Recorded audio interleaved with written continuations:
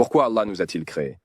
Allah, le Tout-Puissant, a dit « Je n'ai créé les djinns et les hommes que pour qu'ils m'adorent ». Allah n'est qu'il a créé les djinns et les humains pour un autre but que pour l'adoration. Ainsi, Allah nous confirme que la création est destinée exclusivement à son culte. Ce sujet est très important, mes frères.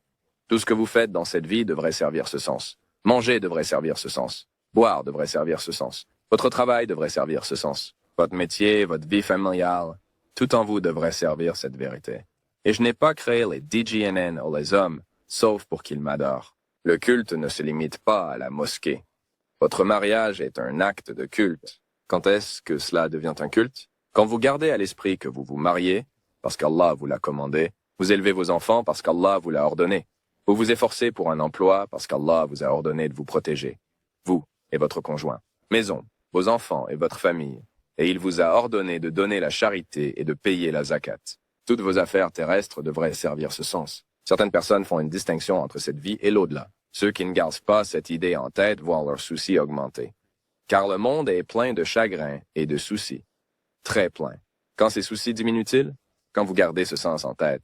Tout défi que vous rencontrez dans votre travail ou dans votre vie, sachez alors que votre patience face à la difficulté est une récompense. Imaginez deux personnes.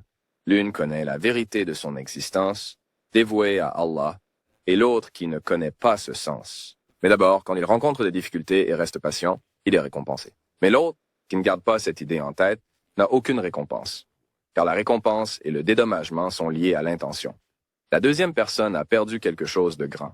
Alors, gardez toujours ce sens à l'esprit et souvenez-vous de la vérité de votre existence en tant que serviteur d'Allah, le Tout-Puissant.